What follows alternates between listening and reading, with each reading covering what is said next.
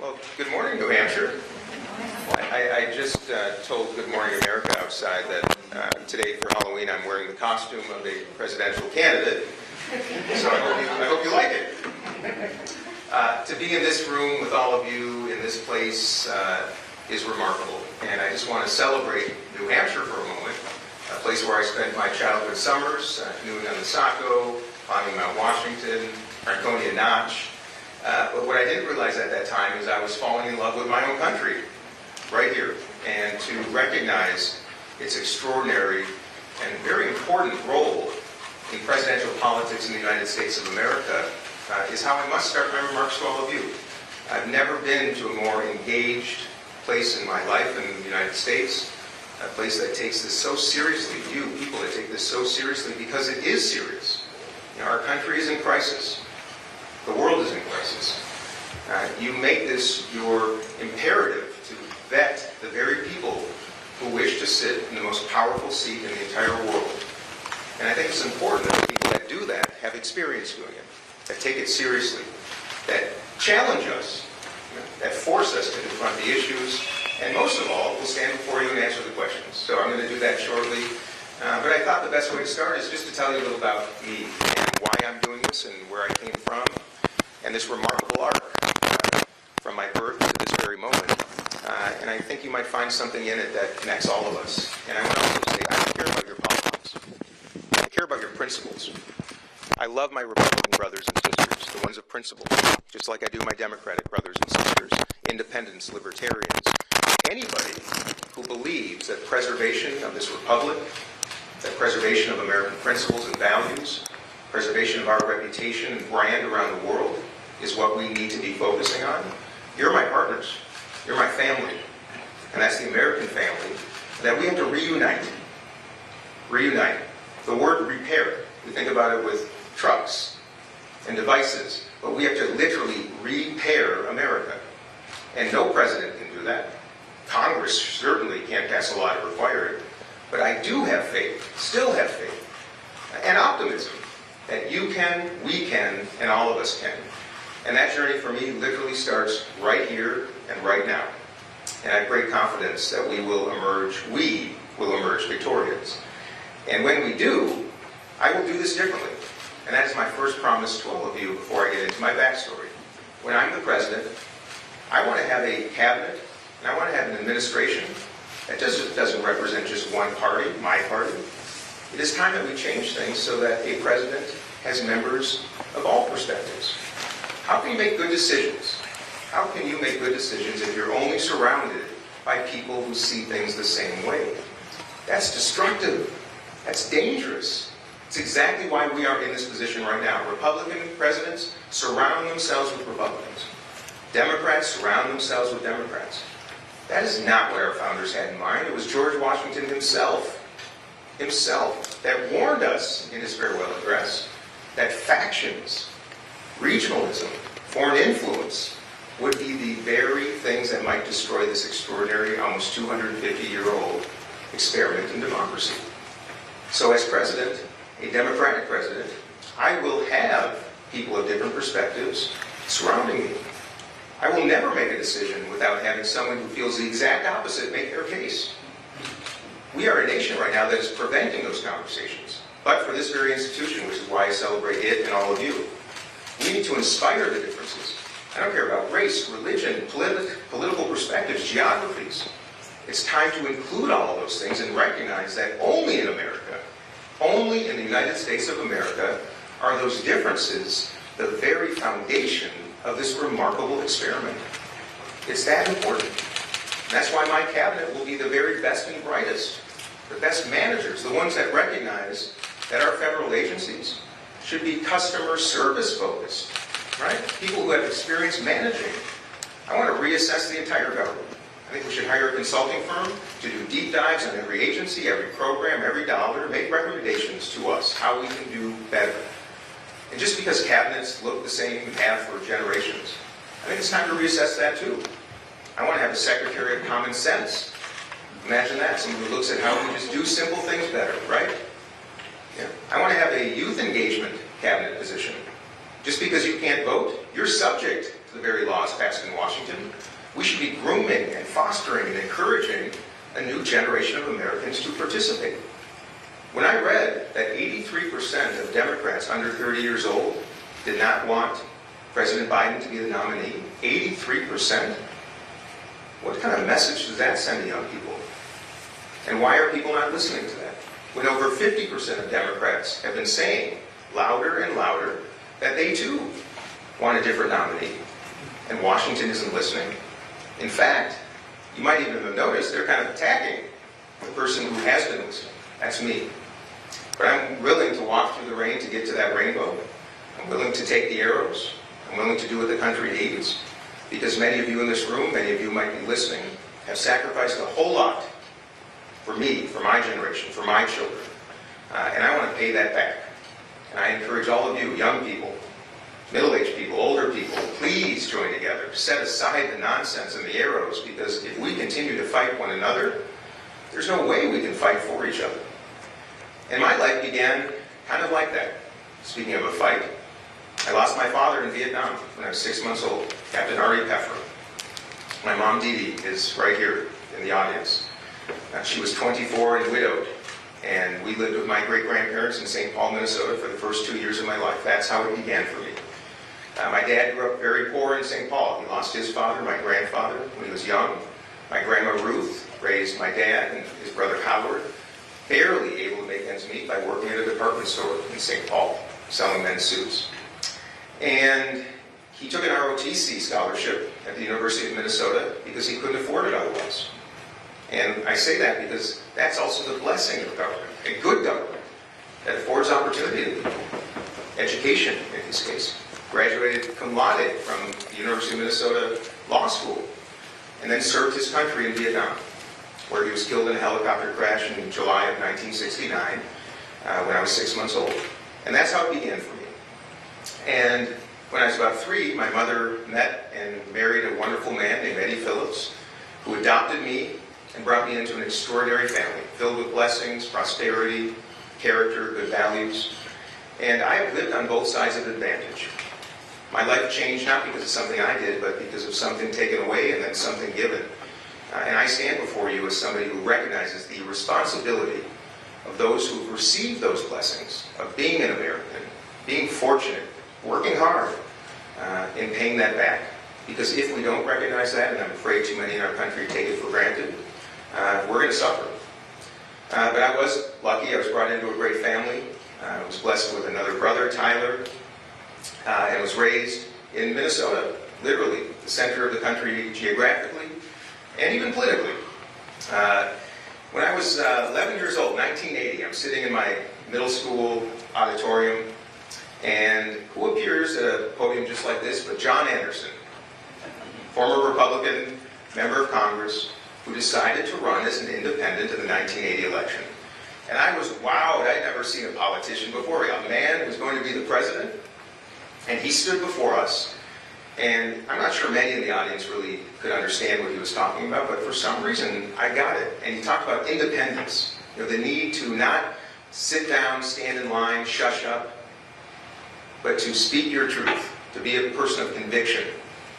And then he talked about something that has become more important than I ever imagined, and that is money in politics. And let me tell you, as someone who spent the better part of his professional life, getting those calls from people like me, the shameless calls, dialing for dollars, let me tell you, now that I have been inside of Congress for 5 years, it is the single most destructive element to our democracy you could possibly imagine. It is fueling an entertainment industry that would have us believe we are more divided than we really are.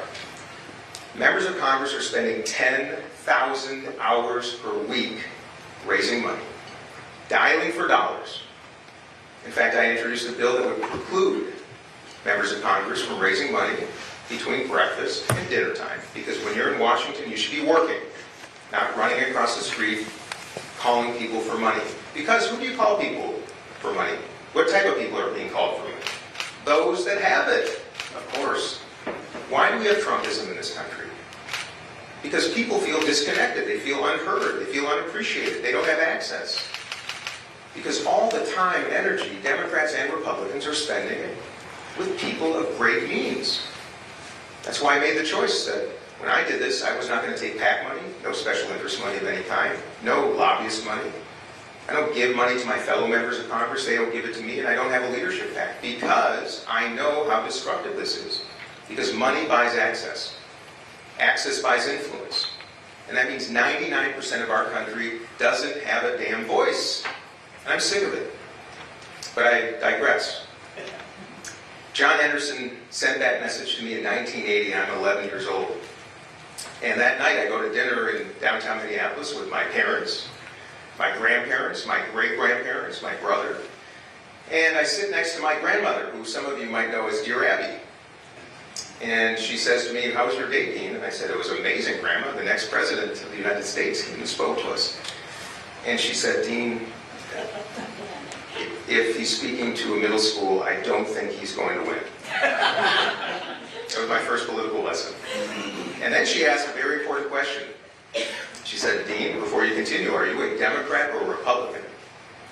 And I thought for a moment, and I thought, gosh, I'm going to embarrass myself. But I said, "Grandma, I don't know what those are."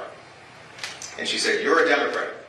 So I want to tell you, people of New Hampshire, the United States of America, that I was anointed a Democrat by Dear Abby in 1980 at Murray's Restaurant in downtown Minneapolis with my mother in attendance."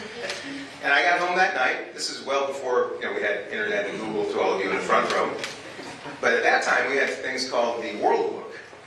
And I got up on a little stool, and I got those blue-covered World Book encyclopedias, and I looked up Democrats and Republicans. And I remember the first thought was, they don't seem that different. They don't seem that different. So when I'm walking around the streets of New Hampshire right now, and people say, "Hey, before you want to talk to me, what are you?" And I say, "What do you want me to be?" And the people I love the most are the ones that say, "I want you to be an American. I want you to be an American." And that's what I am. The labels are very, very troublesome. But I digress again. I come back from that dinner, and now I know what Democrats and Republicans are. I remember watching the 1980 election for the first time in my life, sitting in my living room with my family. I was fascinated by it. Fascinated by it. Little did I ever imagine I'd be standing here, of course, in front of all of you. But I worked hard and went to school and graduated, went to Brown University, studied urban studies, and took an internship while I was in college with Patrick Leahy, Senator Leahy, from right next door.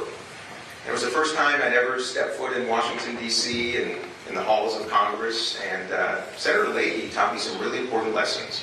He taught me a lesson about public service, and he also taught me that even though he was a very prestigious United States Senator, that he had time for little people like me. And as I sit here in front of you, I remember being in the elevator regularly with other senators. Some of you who've been in the halls of Congress will know the elevator says members only, and there's a little button you can push. If a member pushes it, the elevator will stop mid-floor, go back up, and get the senator. Now, at that time, and sadly, I think to this very day, many of those senators would ask you as an intern to get out of the elevator. And I won't even name names, but most of them did that. There was one who didn't, and I never forgot that because I got out of the elevator instinctively, and he said, no, come back in. I want to know who you are, and I want to know how your summer's going. And I thought to myself, I don't think I'll ever come back here someday, but that's the kind of person I want to be. The one who makes the little people feel important, because we are the important people when you're the little people. And I sure was at that time. But I loved that summer. And then I entered our family business. We had a fifth-generation family enterprise.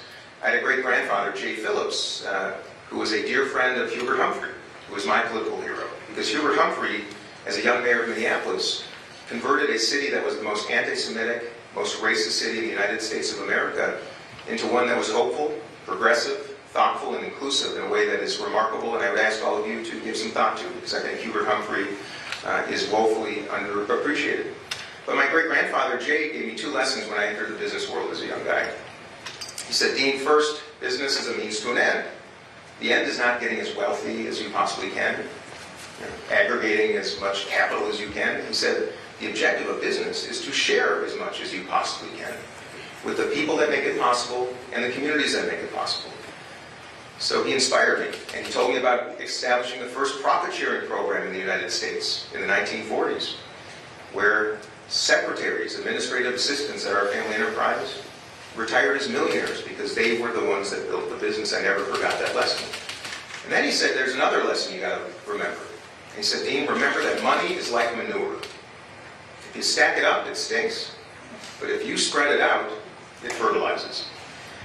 And those two lessons literally are the very ones I think about every single day when I'm in Congress. Right? How does this great economy, the most extraordinary in world history, share more? Not by mandates, but by incentives. And how do we make sure that everybody who works hard does well? It's not that difficult. It's just a choice. So I had a wonderful career in business, family business, which we ended up selling, and then got into the ice cream business, which was a lot of fun. Sold that business.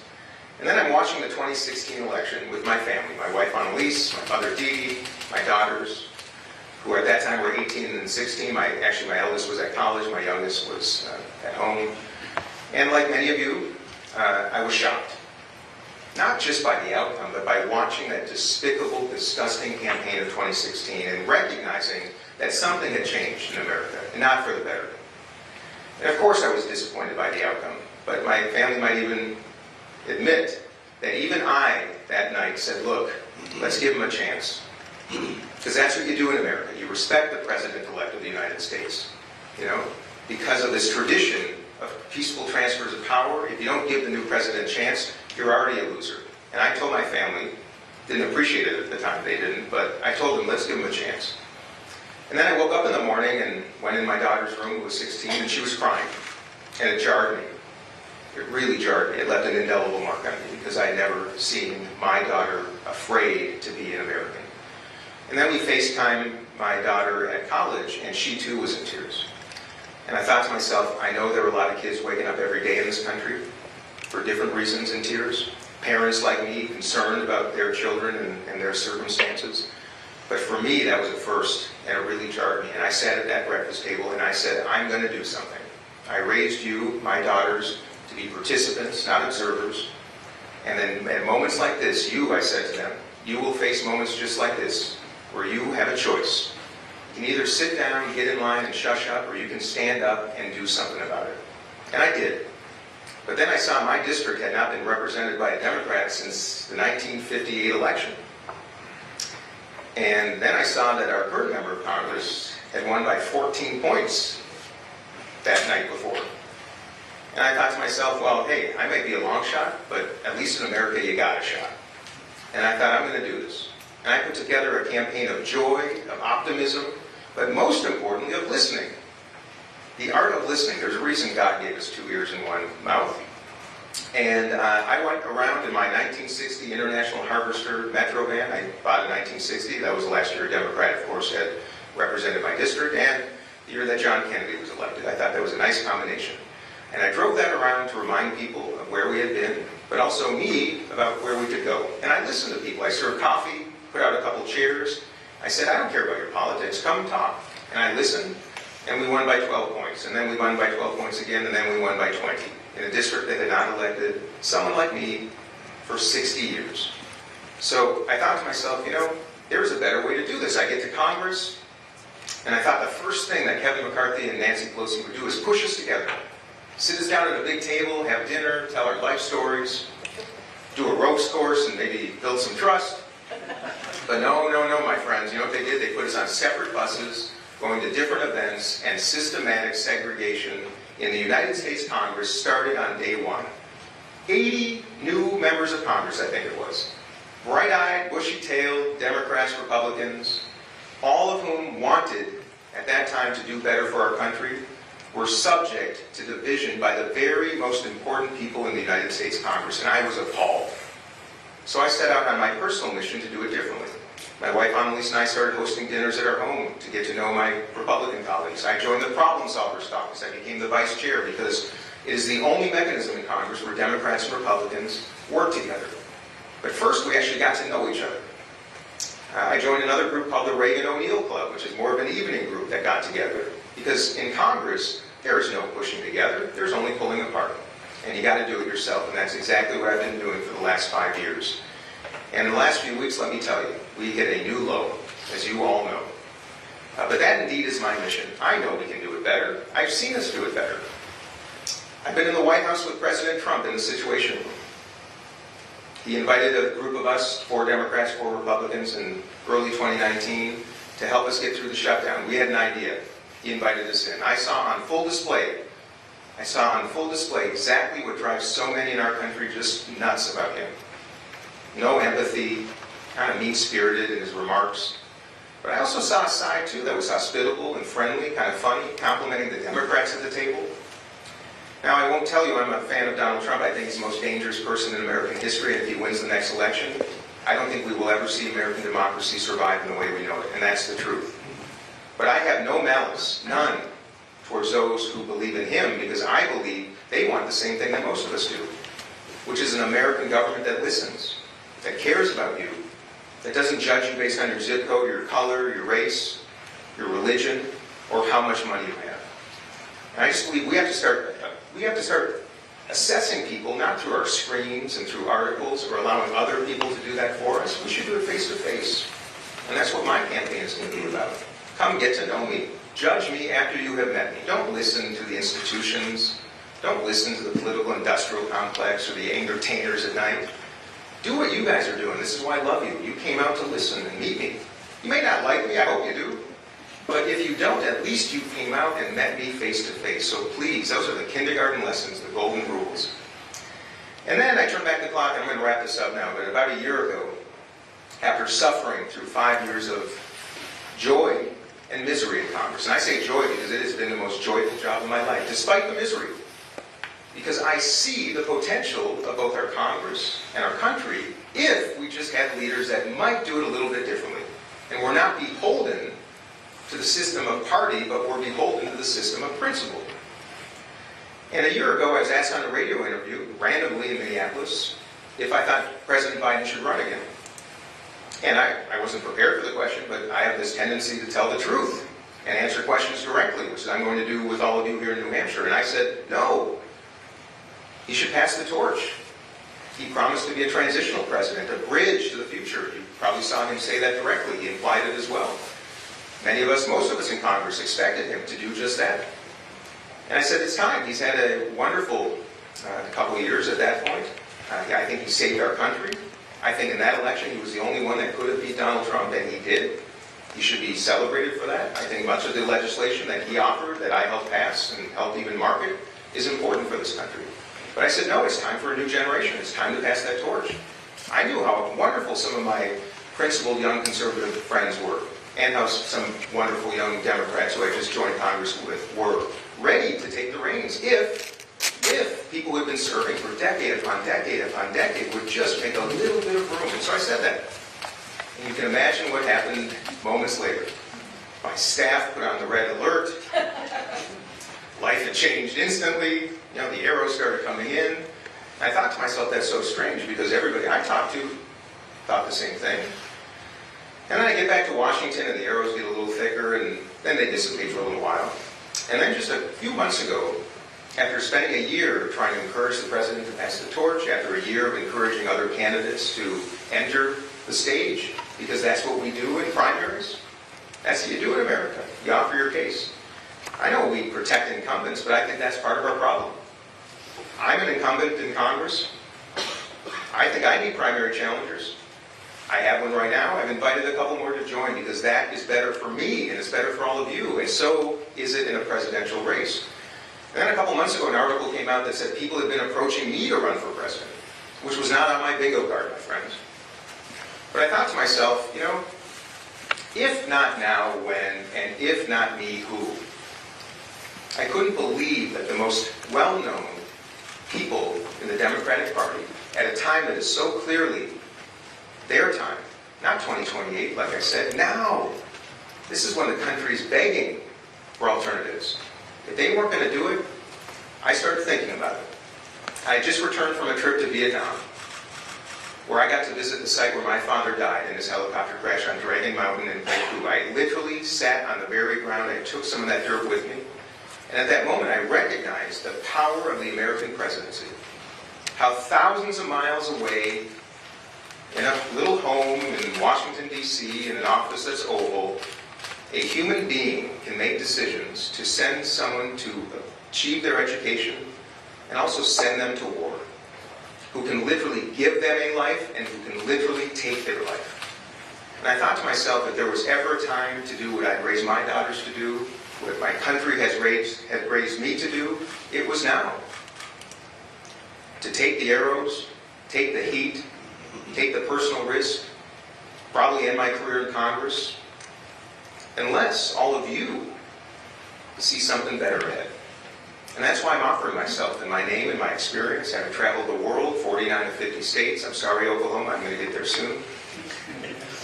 Someone who spent a career in business, building brands, sharing success, giving people possibility and opportunity.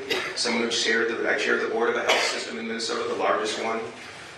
I was a regent at a university.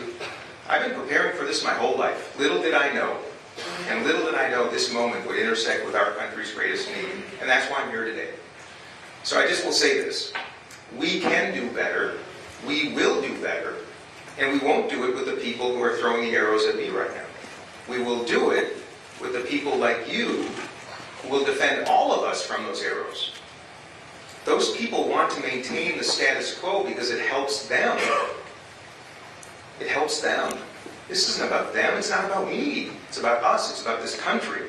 We are a country in crisis. You know that. I know you know that. I know you all know that something is very, very wrong. And if someone thinks, and if someone can convince me that the solution is a return of Donald Trump to the White House, or repowering people who have been doing this for 50 years the same way, with the same people, and the same structures, and the same ideas, we just see it differently. So it's an invitation. This campaign is an invitation. Do you want to change? Do you want to change this? Do you want to end the division? Do you want to repair our country? Because if we don't, we can't fix healthcare. We can't make America affordable. We can't fix the border crisis. We can't reduce crime. We can't establish a mental health care system. We can't reform the very systems that are literally ending lives in this country. Opioid addiction taking lives. Gun violence taking lives. A country that believes there's either a yes or a no, or a right or a left, or a black or a white, or a good or a bad. No! We got to work together to end this, and we can. And we will. So my invitation to all of you is to do what you do in New Hampshire. Come out and meet me.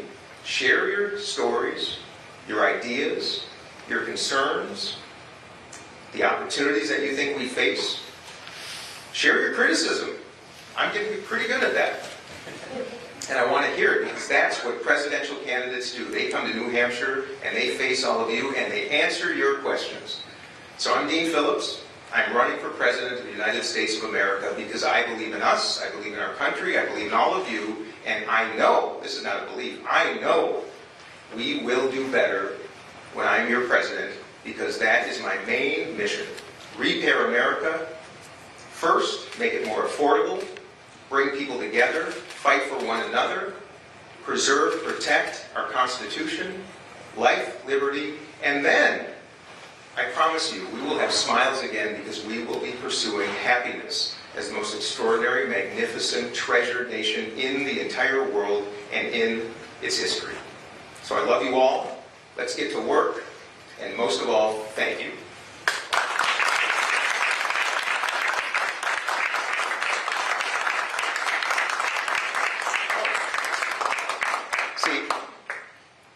I'm not part of the status quo, so I want to remind you my website is dean24.com.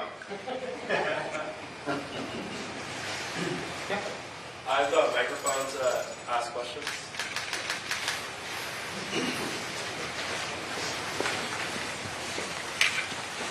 50 years ago, If you just say your name too, I'd love to. Mark Schnutter. Thanks, Mark. 50 years ago, Eugene McCarthy was in your chair, and he brought down the establishment of Democratic president, basically because of Vietnam. You could make the argument now between Ukraine, Israel, Taiwan. We don't have Vietnam, but we have some serious foreign policy problems. How would you address some of the foreign policy issues on the platter right now? I respect the current administration's handling of a very difficult crisis, both in Ukraine and in Israel and around the world.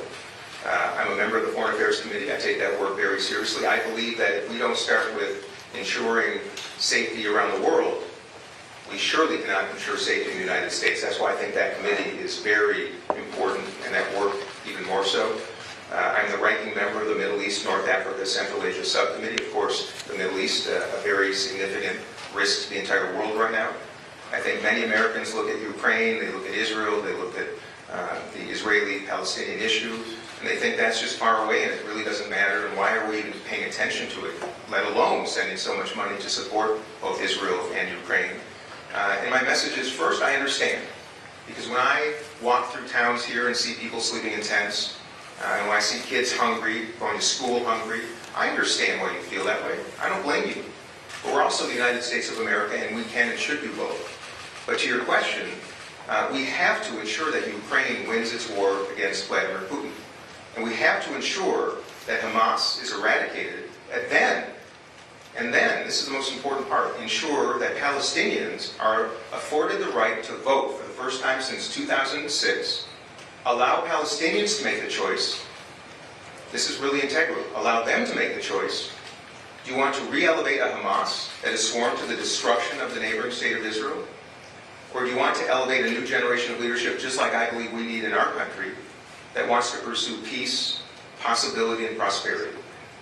And if Palestinians are afforded that chance to vote, and they choose peace, I will make it one of my most important and fundamental priorities as president to ensure that that occurs. Two states, side by side, live in peace, with security and possibility for each. Israel is a country I love. They are our ally. They are the only progressive nation in the entire Middle East, the only multicultural nation, really. Jews, Christians, Muslims living side by side. Imperfect, absolutely, just like the United States. But it is terribly important to protect and promote their right to exist and to establish a homeland for Palestinians. Because if you do not have hope and you have nothing to protect, we will get more of the same. Israel will not make it, and eventually the United States will make it. That will be my highest priority. It is possible. But it does require the elimination of Hamas and the opportunity for Palestinians to vote. And should they choose peace, we will make that happen, and it's time for the Saudis and Israelis to normalize, and as part of that package on which I've been working, having just traveled to Riyadh and Jerusalem twice in the last number of months, it is possible, and it's an imperative. Ukraine, we must ensure Ukraine wins. If they don't, it is not just a tragedy for Ukraine and Europe, it will be a tragedy for the free world. There is an alignment. You know the countries. They wish to see democracy fail because democracy is a threat to their power. The same way that I'm a threat to party power in the United States. It's the same thing. And it's amazing how irrational and absurd and dangerous people become when they want to protect power. And that to me is the fundamental connection between what is going on overseas and frankly what is going on in this country. They're very different battles, but they have the same roots. And as president, I will pursue peace. I will remind all of you that we spend about $83 billion a year on diplomacy, and we spend over $800 billion on military. Now, yes, we need to have the most extraordinary military in the world. A national defense, the strongest military, the most extraordinary national defense in world history will be the same. But we will do it in a 21st century model, more efficiently, more effectively, more robustly, and addressing the very important issues that we need to right now. But that does not mean we should not be investing more in diplomacy. That does not mean we shouldn't be investing more foreign aid in the very countries from which migrants are coming, because in my life experience, you go upstream to prevent problems.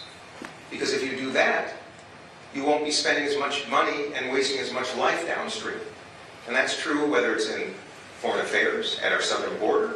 It's true in the cities and towns and neighborhoods all around this country where young people are not afforded the chance.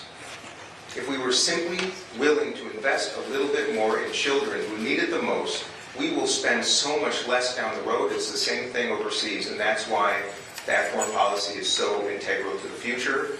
And the reunification of our allies around the world is the only way to get it done, and the reunification of Americans from sea to shining sea is the only way we can do it together. And that's exactly how I would operate.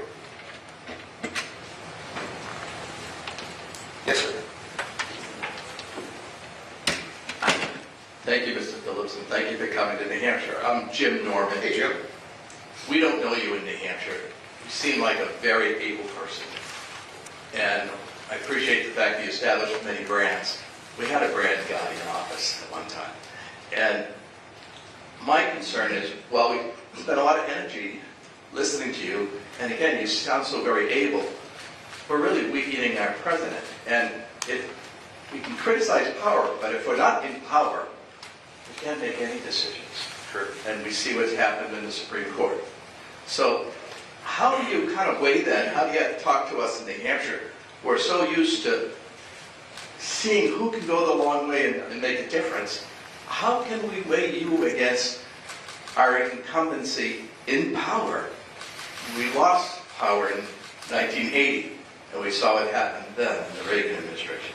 So how can we balance our consideration of you, our thoughts about your competence versus staying in power? I appreciate your question. But the notion that somehow I have weakened or am weakening President Biden is just not factual.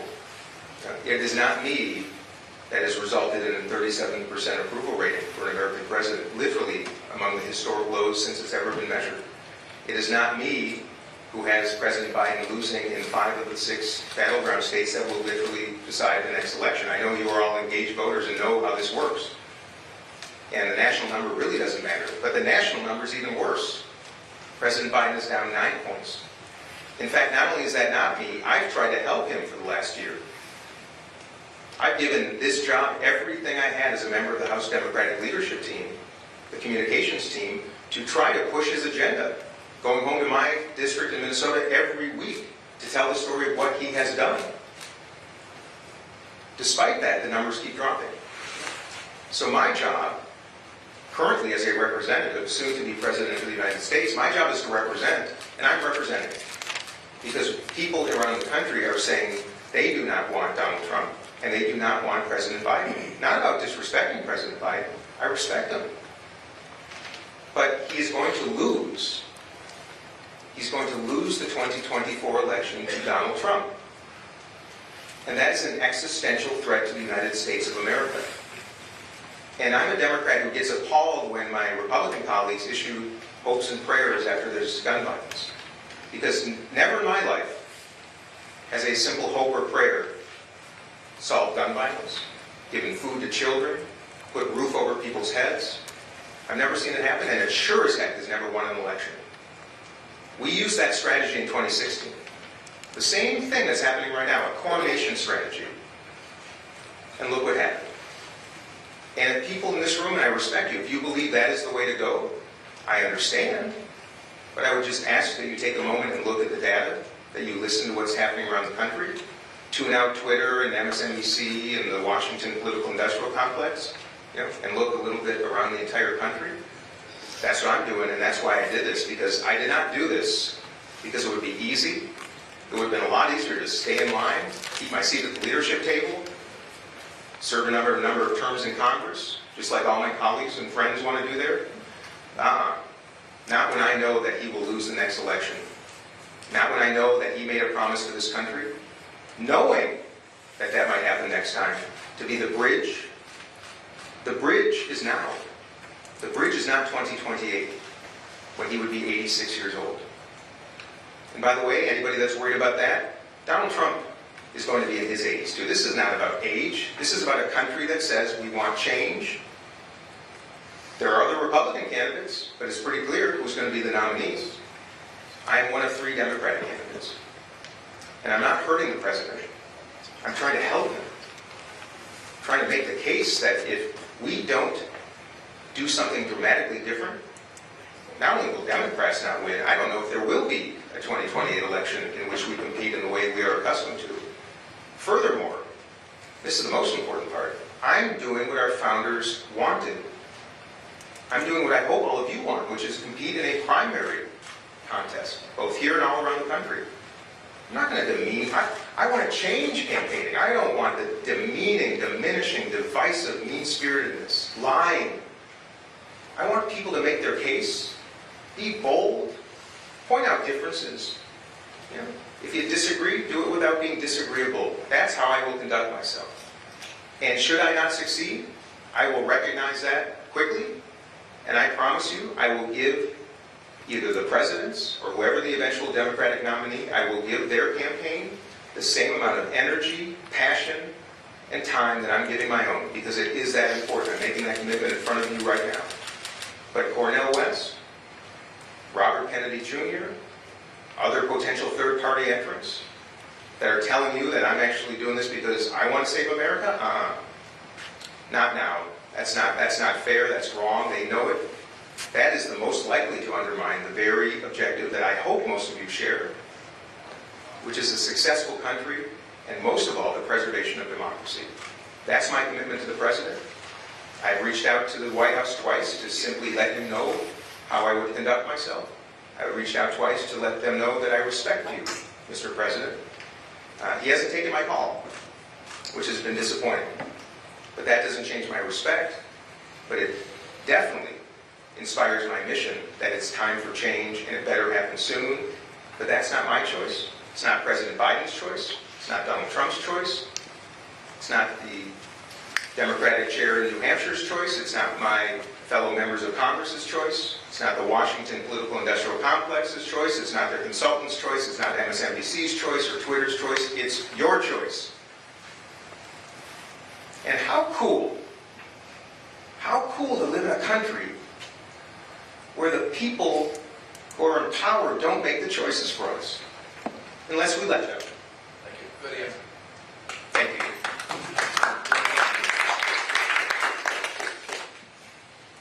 Good morning, Congressman.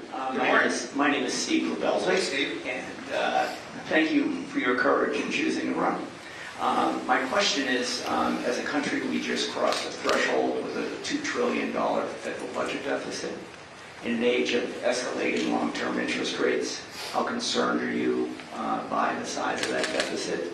And what does a bipartisan solution to that problem look like? Thank you, Steve. As a former business person, I am one of the very few members of Congress who can actually read a P&L or a balance sheet, who actually looks at our federal budget in a way that someone better start looking at it. Another reason why, if you spent 50 years, the current president was elected a senator when I was 3 years old. He was in his late 20s.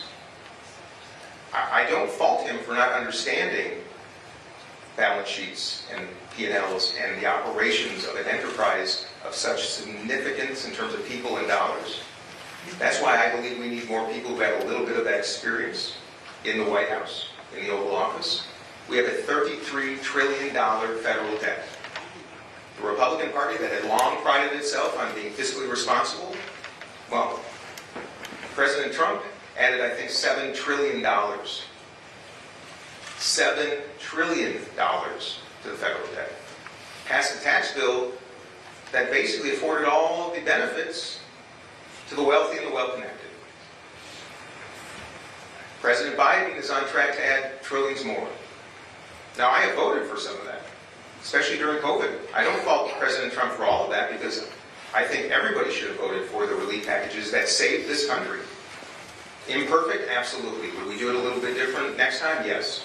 Did my bill, the Paycheck Protection Program Flexibility Act, actually make those dollars work better? With, by the way, my friend Chip Roy.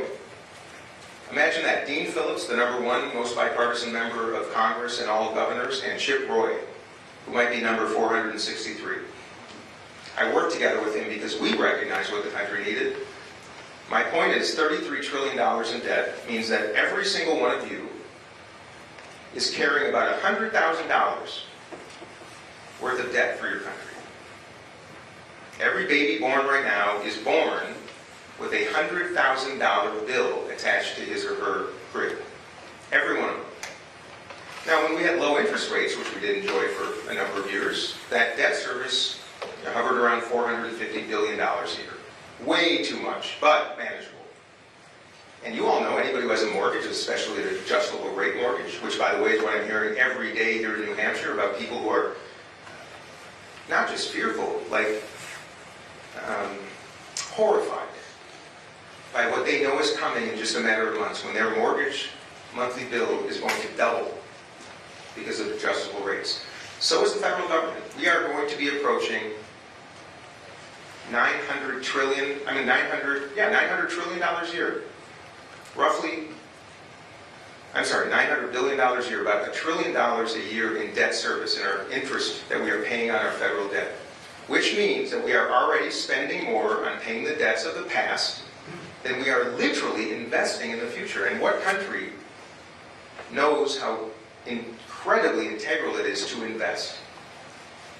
It's the same thing that all of you and I face every day too. If you carry credit card debt at high interest rates and you spend all of your income just paying the interest, how can you go on a trip? How can you buy food? How can you buy clothing? How can you buy Halloween costumes? And how can you buy Christmas presents? It's the same with the federal government, and we are now approaching a point where we will not have any discretionary money left to invest. So to answer your question, what do? We need to establish very quickly a bipartisan fiscal commission to make very significant recommendations to the Congress to change this ridiculous dynamic. I believe in zero-based budgeting. The federal government operates right now by essentially adding more money to what we did last year. I'm a Democrat. I believe we have to employ fiscal responsibility because I want to pass policies that improve lives. And if we don't change this fundamentally and do it quickly, we are going to be in big, big trouble. If we started zero-based budgeting, it forces members of Congress, the administration, to look at every program, every dollar, every agency, every person, and identify what is the most important, how do we resource it, how do we do it the most effectively and efficiently, and how do we, most importantly, attract the best and brightest managers in America to join their government as public servants. The same way we have to start doing the same for police officers, firefighters, teachers, nurses. Public service is the foundation of this country, and serving your country, Peace Corps, AmeriCorps, U.S. military, or in its government, in its schools, is what we need more than ever. That's how we can solve it. I cannot promise to fix it overnight. I can promise you I'll make the tough choices to ensure that your children and grandchildren are not burdened with $200,000 in debt when they are first born. And that means we're going to have to make choices. And as someone who has afforded more reward than I think is appropriate and necessary in terms of the tax code, I think it's time for people like me. I think it's time for people like me to share more. And the only reason people like me will be willing to share more is if they believe that their government has somebody leading it who will spend it in a thoughtful, impactful, efficient, and effective manner. That is the only way we can make it through, and my Republican colleagues will also tell you, the only way to do this is, yes, to reduce some expenses, and yes, to raise some more revenue. There is no other choice.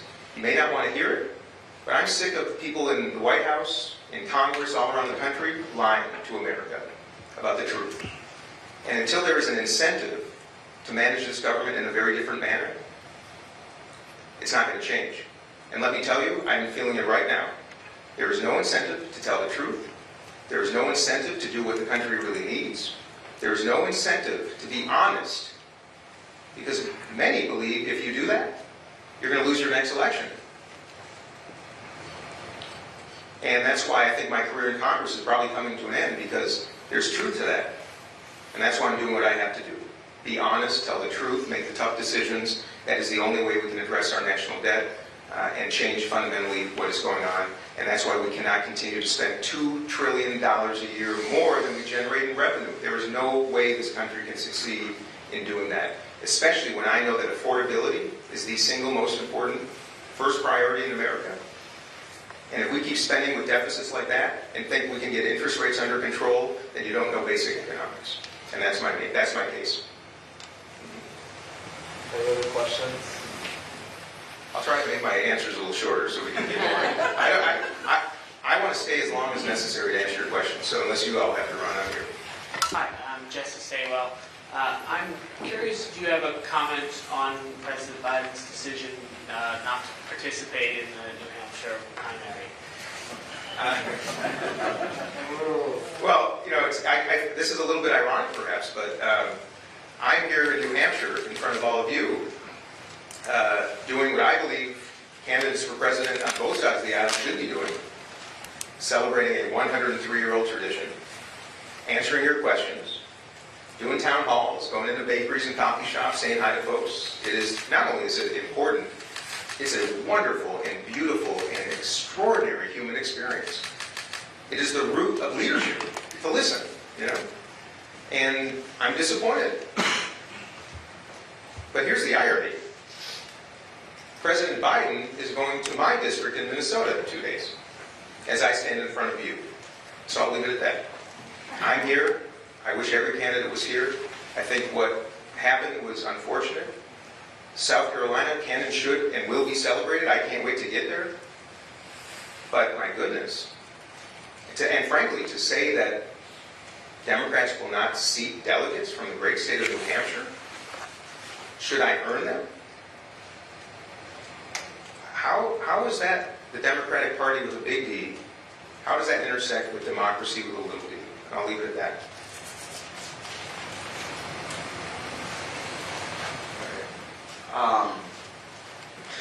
My name is Devin Johnson, and just a quick question. I just want your stance on the border, and I know there's been much talk about the border crisis ongoing. I believe last month was about 2.4 million apprehensions at the border. Just quick, stance on it. I presume you're talking about the southern border, not the northern border? The southern border, yes. I'm a fast learner. I've been to the southern border twice. I really appreciate your question, Devin. I believe deeply that until you actually, like I said earlier, until you meet someone face to face, until you see a problem up close and personal, until you visit it, how in the world should you be opining on it, let alone offering a solution? So I've been to the southern border twice, and let me tell you, as an American, it was the most horrifying, embarrassing, disgusting, shocking thing I've ever seen in my entire life. Now to see human beings in cages, literally, to see mothers walking across the Rio Grande River with babies in their hands. By the way, being greeted by Border Patrol agents, not with animosity or anger, but with love and help and affection and understanding. It was one of the most remarkably human and horrifying things I've ever seen in my life. I saw babies in strollers in the Border Patrol facilities, alone because they didn't know who their parents really were. And I saw Border Patrol agents take care of babies like they were their own kids. And when I would see on progressive television nothing but demeaning Border Patrol agents, and then when I'd see on Fox News nothing but demeaning the people walking across the river, I thought that's exactly the problem in the country. That's exactly the problem in the country. The woman I saw walking with her baby across the Rio Grande, those were my great-great-grandparents. Those were my great-great-grandparents who were fleeing pogroms in Eastern Europe in the late 19th century. Not everybody in this room came to this country with their will. I know that. But to those of us who did, to not honor that intention to come to the United States of America, because this is the place where you can, that we welcome people. That is our brand. It's what Ronald Reagan said. Of all people, he said it best. It's the only country where you can come, no matter where you come from, and you can become an American. I can't move to London and be a Brit.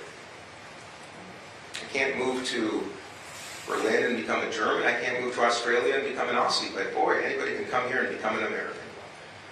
So I have compassion for the people coming here because I know that my great-great-grandparents came here with the same intention, with the same babies in their hands, for the same reasons, to build a life of security and possibility and contribution. Most of the people coming here across that border just want to become an American. How beautiful is that? And by the way, if Donald Trump wins the next election, that's when that entire beautiful history ends. When we stop being that country. So to answer your question, what do? We do both. We invest in the infrastructure necessary at the border. Yes, in some cases that's barriers. In most cases it's facilities. They're archaic. They're completely under capacity. We have to invest in the best trained people, use the best technologies. But once the problem gets to the border, it's too late. We have to invest upstream, like I said earlier. We have to use our foreign aid dollars in the very countries that people are fleeing because they are under threat. They are not secure. They don't have possibility. They don't have futures.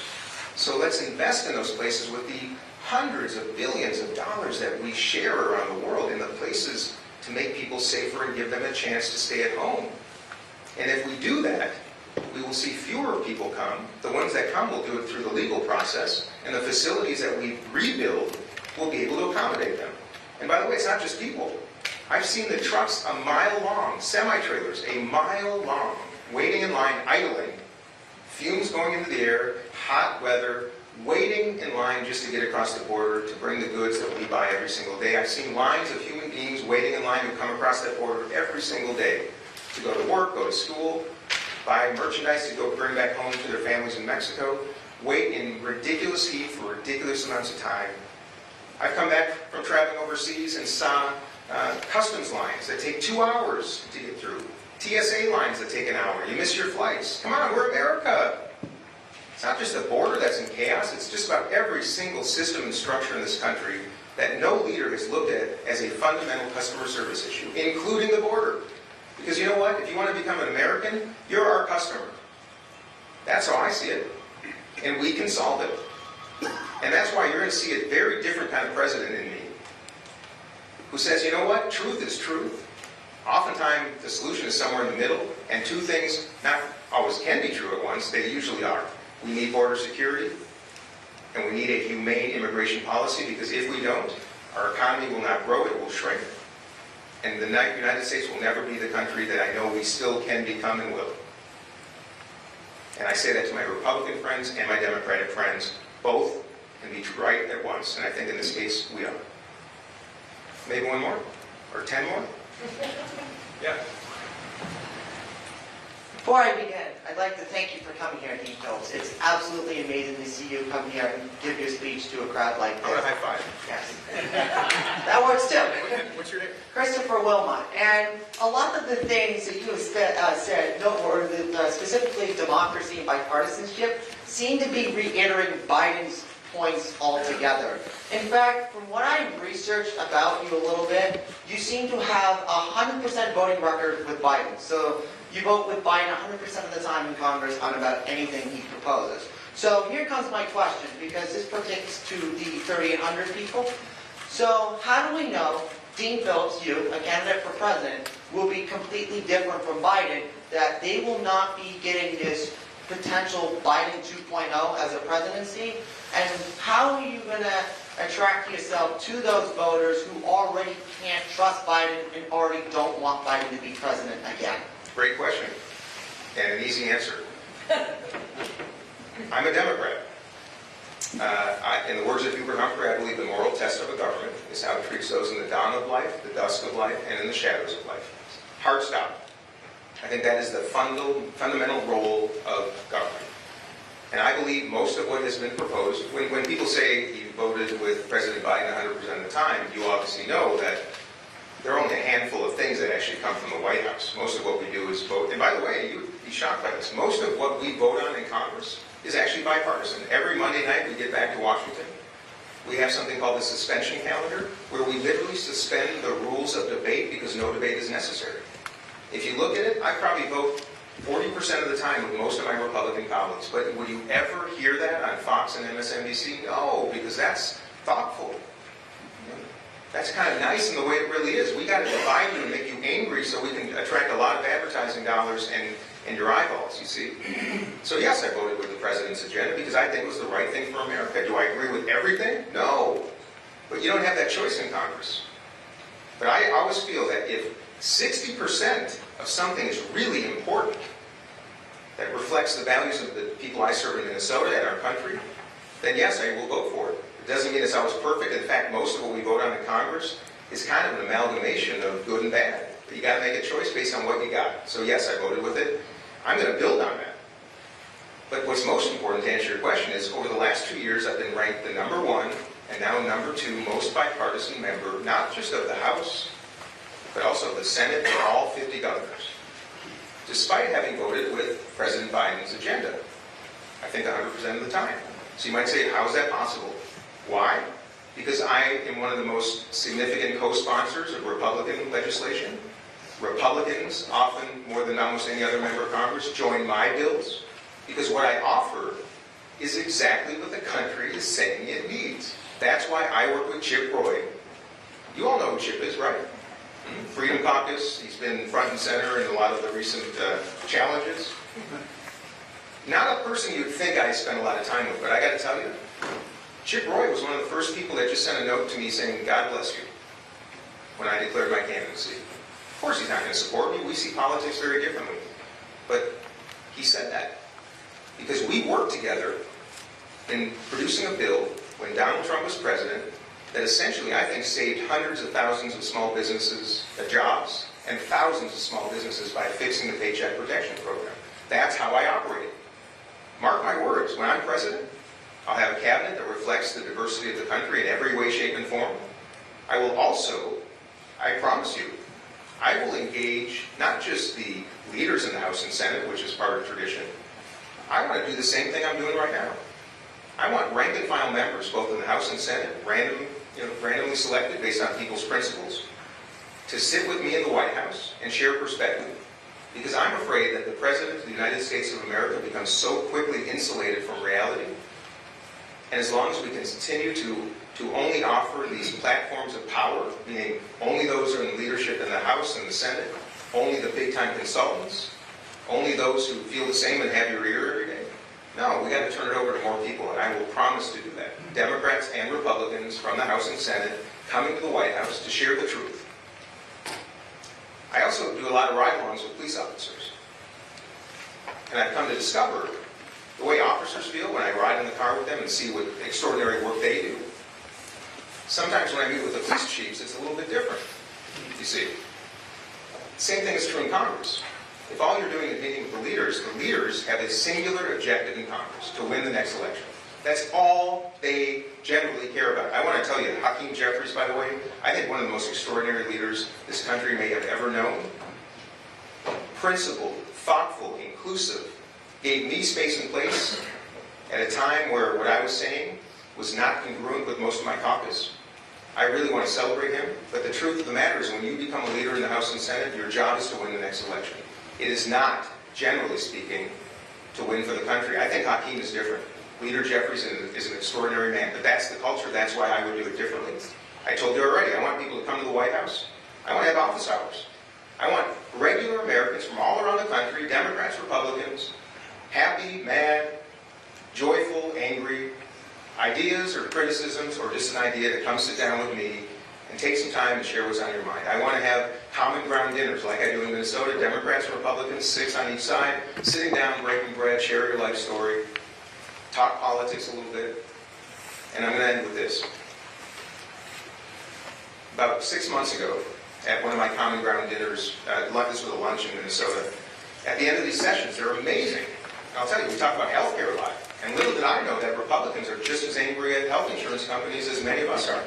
Little did I know that Republicans are just as mad about people going bankrupt because they get sick or they have to take care of a loved one, a child or a parent. Little did I know that Republicans are just as angry about having to incur medical debt in the United States of America because they break their ankle.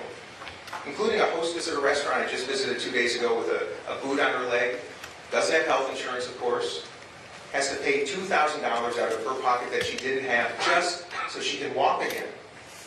We're the only country that does it like this. My point is this. At the end of these discussions, I'm blown away by how much common ground we have. At the end, we go around this table, and people take 30 seconds or so and explain to me what they got out of this 2-hour session.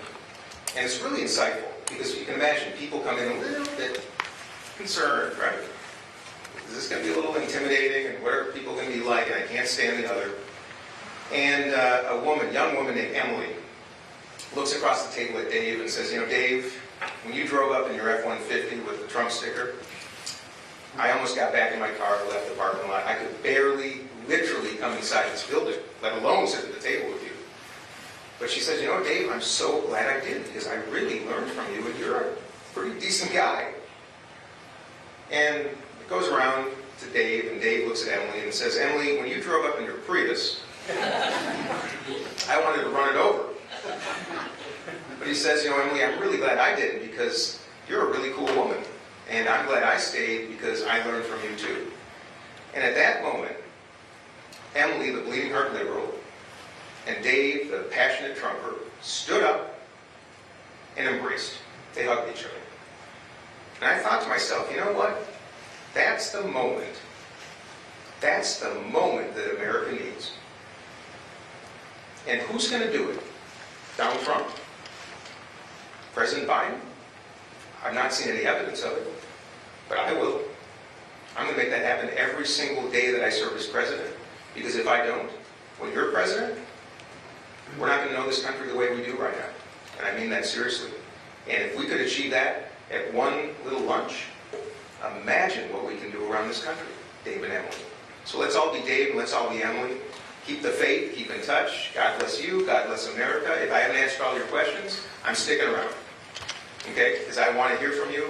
We're going to do better. And lastly, if you like what you hear, if you think you're part of the exhausted majority, center right, center left, that want to disarm the far right and disarm the far left, the people that are hijacking this country, hijacking the world right now, let's do it differently. Just go to dean24.com, support this effort, sign up. Let's demonstrate to the institutions, to the political industrial complex, that the people in power are still all of you, that they don't make the decisions. And if you want to share $5, great. I start every day on my bus calling $5 donors. And let me tell you, they're the most extraordinary, joyful, amazing, inspiring calls I've ever had in my life. I don't call the $1,000 donors. They don't deserve a call from me as much as the $5 donors do.